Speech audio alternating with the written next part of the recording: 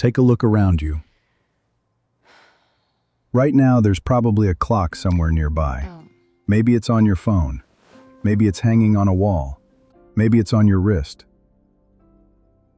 We check the time dozens of times every day without even thinking about it. But have you ever stopped and wondered, who invented clocks?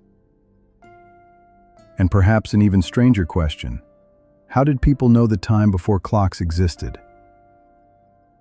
Imagine waking up in the morning with no alarm clock, no watch, no phone, no calendar reminders, no countdown timers. How would you know when to work, when to eat, when to meet someone, or when an entire city should begin its day? Today, we're traveling thousands of years into the past to uncover one of humanity's most fascinating inventions, the clock. And the story begins long before gears, springs, and digital screens. It begins with something much simpler, the sky. Long before civilizations existed, people noticed a pattern. Every morning, the sun appeared in the east. Every evening, it disappeared in the west. Day after day, year after year. The sun became humanity's first natural clock. Ancient people learned that when the sun was high overhead, it was roughly the middle of the day. When shadows grew long, evening was approaching. But there was a problem. The sun isn't very precise. Imagine trying to schedule a meeting by saying, "Let's meet when that tree's shadow reaches that rock." Not exactly convenient. So humans came up with a brilliant idea. Instead of watching shadows move naturally, what if they created a shadow on purpose? And that led to one of the earliest timekeeping devices ever invented, the sundial. Around 3,500 years ago, ancient civilizations such as the Egyptians began using sundials. The concept was surprisingly simple. Place a stick upright in the ground. As the sun moves across the sky, the stick casts a shadow. That shadow changes position throughout the day. By marking where the shadow falls at different times, people could estimate the hour. For the first time in history, humans had created a device specifically designed to measure time. It was revolutionary. Farmers could organize their work. Merchants could coordinate trade. Cities could function more efficiently. But sundials had one major weakness. They only worked when the sun was shining. Nighttime? Useless. Cloudy day? Useless. Rainstorm? Also useless. Humanity needed a clock that worked even when the sky didn't cooperate. And that's when people turned to something unexpected: water.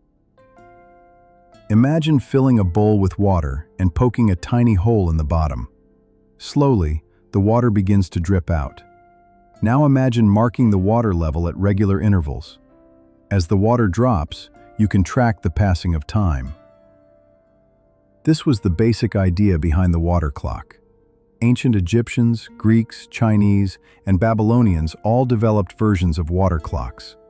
Some were remarkably sophisticated. Some used floating indicators. Others activated moving figures. Some even rang bells automatically. For ancient people, these devices must have seemed almost magical. For the first time, time could be measured at night. But water clocks had problems too. Temperature affected the flow, evaporation reduced accuracy, and keeping them calibrated was difficult.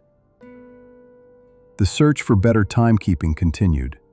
Then came one of history's greatest engineering breakthroughs, the mechanical clock.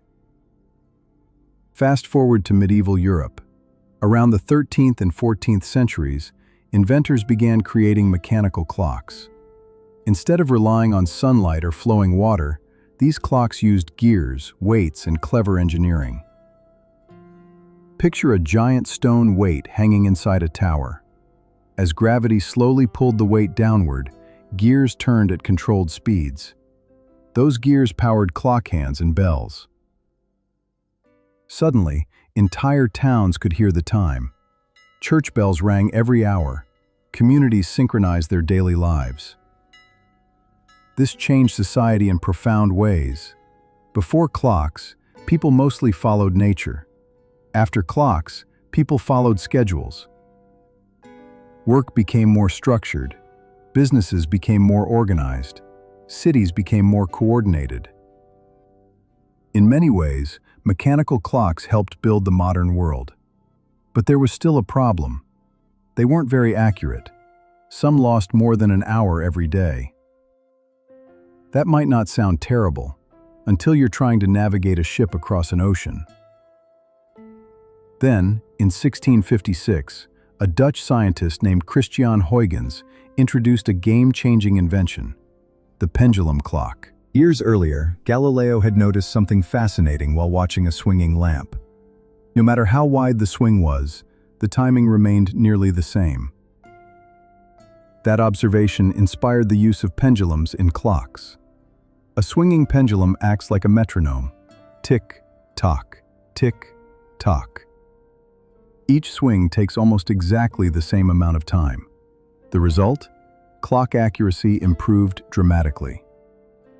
For centuries, pendulum clocks became the gold standard of timekeeping, but humanity wanted even greater precision.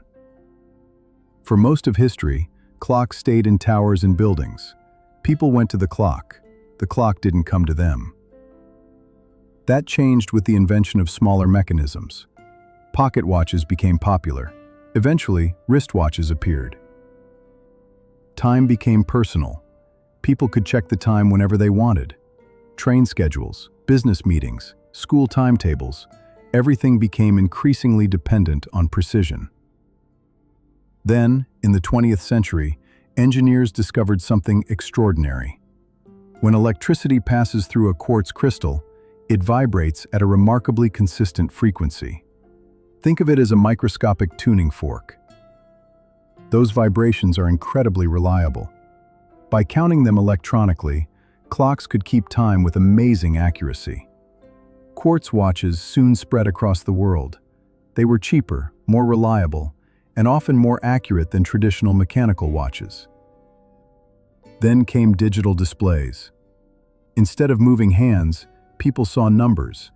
Timekeeping entered the electronic age. But even quartz wasn't the end of the story, because today's most accurate clocks don't use gears, pendulums, or quartz crystals. They use atoms. Atomic clocks are so accurate that some would lose less than a second over millions of years. Think about that. A clock that could keep near-perfect time longer than entire civilizations have existed. These clocks power GPS systems, internet networks, scientific research, and countless technologies we rely on every day. The irony is incredible. Humanity began by watching shadows on the ground. Today, we're measuring the vibrations of atoms. Yet the goal remains exactly the same: to answer one simple question: what time is it? The history of clocks isn't really about machines. It's about humanity's determination to understand and organize the world around us. From sundials and water clocks to pendulums, quartz crystals, and atomic clocks, every generation found a better way to measure the invisible flow of time. And who knows? The clocks of the future may make today's technology look primitive. So the next time you glance at your phone to check the time, remember that you're using the latest chapter in a story that began thousands of years ago, with people simply watching the sun cross the sky.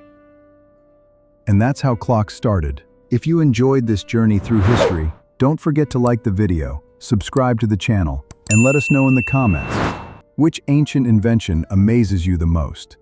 Thanks for watching, and until next time, don't waste time.